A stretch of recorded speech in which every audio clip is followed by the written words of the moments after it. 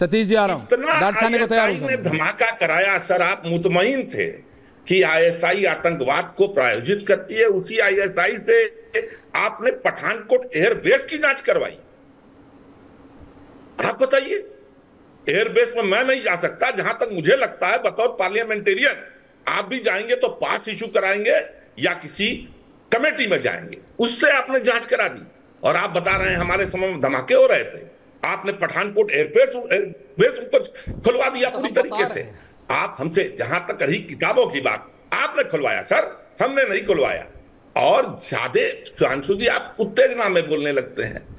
ये 10 साल के अंदर ही गए थे ना प्रधानमंत्री लेने के लिए शहबाज शरीफ के यहां और नवाज शरीफ के यहां बिरयानी, कि बतौर मुख्यमंत्री गए थे।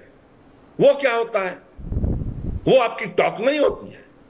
2 प्रधानमंत्री मिल रहे हैं और क्या कर रहे हैं, ऑफिशियल टॉक ही होती है। अभी राजनाथ सिंह ने कहा कि हम शांति वार्ता करने को तैयार है, पाकिस्तान लिख के दे, आतंकवाद नहीं करेगा। पाकिस्तान ने लिख के दिया था क्या कि मैं आतंकवाद करता हूं? ओके। आपने अभी अभी कहा, राजनाथ सिंह ने कहा इस्तीफा ले लीजिए ना, आपका निर्णय करना हो तो। अभी कहा है 2 हफ्ते पहले उन्होंने। तो ये बात याद रखिए, न हमने पाकिस्तान को अपने यहां इन्वॉल्व किया, न उससे जांच कराई, न हम बिना किसी संबंध के खाने पीने गए। और जो बलूचिस्तान की बात आपने कही ना, तो बलूचिस्तान के लिए तो सीधे सीधे प्रधानमंत्री ने बोला था लाल किले से संबोधन में। ओके रत्नाकर जी, ओके। क्या सतीश जी, कांग्रेस कह रही भाई कोई हमारी गलती नहीं है, कांग्रेस कह रही भाई we are not wrong, BJP कह रही देखो तुम्हारे टाइम पे क्या होता था, हमारे टाइम पे पहले चुप तो कराओ सबको। सतीश जी आपका व्यू पॉइंट, सुधांशु जी आ रहा हूं उसके बाद। सतीश जी देखो भाई, ये तो 45 मिनट मैं डांट खाने को तैयार हूं सर, बोल रहा रहे तो बड़ा मुश्किल है। I am ready, sorry sir बोलिए। मैं ये कह रहा हूं उन्हीं से बहस कराइए और सुधांशु जी से रोज राष्ट्र के नाम संदेश प्रसारित करवाइए, ये बढ़िया रहेगा। जो लोग कंकाल आप ढूंढेंगे ना, दोनों में ही मिलेगा। आपने गलत कहा कि मैं राहुल गांधी का बहुत एविड, बहुत ये हूं। अगर वो गलत करते हैं तो गलत बोलता हूं, और मोदी के खिलाफ। Waiting to hear that sir. मेरी आपसे ज्यादा क्या कहते हैं क्रेडिबिलिटी रहेगी, क्योंकि मैं इसमें कोई पक्षपात नहीं करता। कंकाल की बात की है, कंकाल की बात है, खोदिए ना, बहुत मिल जाएगा। ये तो दोनों भाटी जी और वो जो कौन है त्रिपाठी जी, रत्नाकर जी, बहुत कुछ बोल दिया है। ऐसा नहीं मैं कह रहा हूं कि सुधांशु जी की बातों में भी बहुत कुछ है, लेकिन टोटोलॉजिकल आर्गुमेंट देने के भाजपा वाले माहिर हो गए। मैं आपको बताऊं, देखिए अब जुड़ाने लगो तो कंधार से लेके कारगिल तक जुड़ जाएगा। 15 तरह की चीजें होंगी। 3 प्रधानमंत्री चले गए पाकिस्तान, और बातचीत क्या है, क्या कहा था वाजपेयी ने, पड़ोसी नहीं बदल सकता। तो ये बता दे सुधांशु जी कि वो वाजपेयी की लाइन को मानते हैं या मोदी जी के लाइन को मानते हैं। माने, और ये इन्होंने सर्टिफिकेट दे रखा है क्या कि ये सर्टिफिकेट देंगे कि सब देशद्रोही? इसमें कौन सी पॉलिटिक्स आप कर रहे हैं? क्या आपकी राम मंदिर हो गई, वो आंदोलन से आपका वोट पिट गया तो आपको फिर नया सूझा?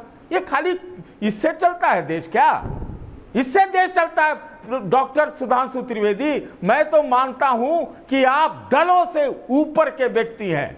बोलिए कि ये जो हो रहा है, चैनल वाले तो इधर उधर का एजेंडा चलाते रहेंगे। आप मत चलाओ साहब, आप मत चलाओ। जो आपके पॉलिटिकल प्रोसेस के लोग हैं ना, कोई देशद्रोही नहीं है। और आप पे आरोप लगता है कि आपने ओवैसी से समझौता किया, और ये तो आरोप लगाने की भी जरूरत नहीं है कि उमर अब्दुल्ला आपकी सरकार में मंत्री था और पीडीपी के साथ दरवाजा खोल के आपने किया। पता नहीं ये पाकिस्तान का तिलिस्म क्या है भाई।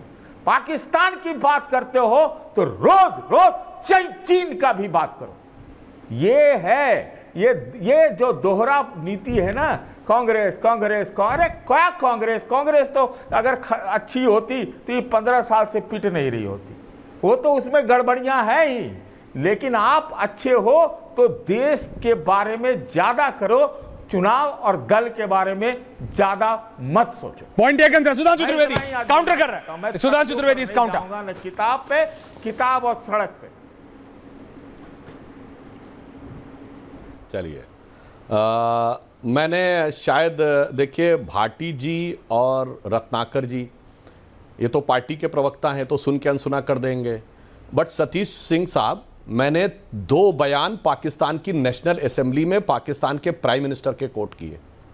एक पाकिस्तान के प्राइम मिनिस्टर का बयान पब्लिक मीटिंग में कोट किया, और आप अगर भूल गए तो अक्टूबर 2016 की पाकिस्तान की सेनेट यानी उच्च सदन जैसे अपने यहाँ राज्यसभा है उसकी एक कमेटी की रिपोर्ट कोट की, और आप कह रहे किताबें ही सिर्फ कोट कर रहे हैं। मतलब ऐसा नहीं है। आपसे मैं अपेक्षा करता हूं, आप वरिष्ठ पत्रकार हैं, कम से कम इन तथ्य को स्वीकार करें मैंने केवल किताबें, और आपने बात कही, आपकी बात को बिल्कुल मानता हूं।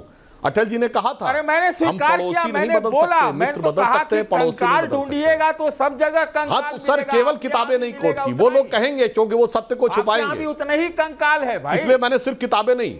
मैं अगर पॉलिटिशियन के जैसा बोलूं तो बोलो कि भैया आपके नेता ने जिन्ना के मजार पर जाके चादर चढ़ा दिया, बोलिए कि गलत किया उन्होंने, आज बोलिए। सतीश जी, इसमें आवेश मानने की जरूरत ही नहीं, हमारे वरिष्ठतम नेता थे, इसी कारण उनको पद छोड़ना पड़ा। तो हमारी पार्टी ने गलत माना ना, इसमें कोई किंतु परंतु नहीं है, इसमें कहीं कोई किंतु परंतु नहीं है महोदय। इनकी पार्टी में तो अभी 2024 में अखिलेश यादव ने 2022 के यूपी चुनाव में जिन्ना की तारीफ कर दी, और उनकी तुलना गांधी, नेहरू और पटेल से कर दी। एक-एक करके सतीश जी सपोर्टर मैं बोल रहा हूं। अरे भाई एक-एक करके सर, आप कहे वो हो रहे हैं। मैं आपको बताना चाहता हूं कि आपने कहा अटल जी की लाइन को मानते हैं या हम आज की लाइन को मानते हैं। किसी सूरत में आतंकवाद, अरे सर आप कहे उसमें जी फाइनल एंडिंग कमेंट, पार्टी अपनी बात पूरी कर लूं सर, आप तब पूरी बात बोलिएगा। अटल जी की लाइन ये थी कि हम दोस्त बदल सकते हैं, पड़ोसी नहीं। तो मोदी जी ने उसी को आगे बढ़ाया है कि हमने ये तय कर लिया कि हम दोस्त बदल सकते हैं, पड़ोसी नहीं बदल सकते, पर पड़ोसी को हैसियत में तो रख सकते हैं। हमने पड़ोसी को हैसियत में लाकर रख दिया। दुनिया में कहीं भी झगड़ा होता है तो चाहे गली का झगड़ा हो या अंतरराष्ट्रीय झगड़ा हो, हमेशा कमजोर कहता है कि ताकतवर हमें सता रहा है। हम दुनिया के इकलौते मुल्क थे जनाब जो 60-65 साल तक, अटल जी का दौर छोड़ दें तो, कमजोर और छोटे के लिए कहते रहे कि हम बड़े हैं, हम ताकतवर हैं, ये हमें सता रहा है। ऐसा अद्भुत उदाहरण आपको देखने को नहीं मिलेगा। हमेशा हारता हुआ देश, हारती हुई फौज संयुक्त राष्ट्र संघ में जाती है। हम कश्मीर में जीत रहे थे, 48 घंटे की बात थी, पूरा पीओके हमारा होता, हम जीतते हुए देश और वहां चले गए। और मैं फिर दर्शकों को याद दिला दूं, उस समय गवर्नर जनरल माउंटबेटन भारत में बैठे थे। भारत का आर्मी चीफ अंग्रेज था जनरल फ्रांसिस राय बूचर, भारत का एयरफोर्स चीफ अंग्रेज था, भारत का नेवी चीफ अंग्रेज था। भाई हम किस लिए गए यूनाइटेड नेशंस? और पाकिस्तान का आर्मी चीफ भी अंग्रेज था। 1 मिनट में माउंटबेटन से कह के बात संवार सकते थे, काहे नहीं किया भाई? ये बताइए ना। इसलिए मैं कहना चाहता हूं बहुत खतरनाक चीजें हुई हैं, क्योंकि अपने को महान बनाना था, देश के लिए कुछ भी कुर्बान कर देना था, और वही हालत आज चली आ रही। तो इसलिए मैंने आपसे कहा, और रत्नाकर जी को क्या कहें, इनको लगता है कि शादी में चले गए तो औपचारिक द्विपक्षीय वार्ता, मैंने वर्ड बोला था, कोई जाके देख ले। 50 साल जो पार्टी केंद्र में सत्ता चला चुकी, उसे ऑफिशियल बायलैटरल डायलॉग, और उसमें सुनिए बिरयानी नहीं खाई, क्योंकि मोदी जी वेजिटेरियन है। पाकिस्तान में वेज बिरयानी नहीं होती, वो सिर्फ हिंदुस्तान में होती, वहां नॉन वेज बिरयानी होती है। बिरयानी तो आपने खिलाई आतंकवादियों को हजरत बल की मस्जिद पे, जब वो मुसलमानों की सबसे मुकद्दस मस्जिद हजरत बल पे कब्जा करके बैठे थे।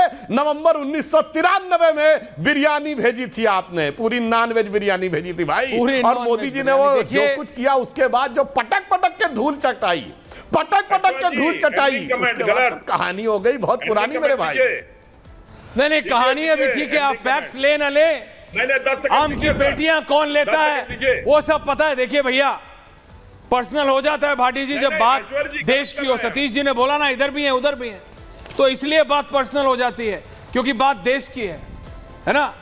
अखिलेश जी के लिए भी पर्सनल है, किसका चेहरा माफिया है, देख रहे हैं, जनता जवाब देगी ना आपको भी, बीजेपी को भी, रत्नाकर जी को, सतीश के सिंह जी देख रहे हैं। नहीं भैया, आप आम की अभी आम का सीजन चला गया, अभी आम का सीजन चला गया, रिलैक्स कीजिए। फैक्ट्स मत, आप फैक्ट्स मत एक्सेप्ट कीजिए, आम की पेटियां एक्सेप्ट कीजिए। जीजा के लिए नहीं आप आम की पेटियां एक्सेप्ट कीजिए, ये डिसाइड जनता करे। समय कम है मेरे पास। सतीश जी, मैं इसकी भरपाई अगले डिबेट में 100% करूंगा। बहुत बहुत धन्यवाद आप सबका, थैंक यू वेरी मच।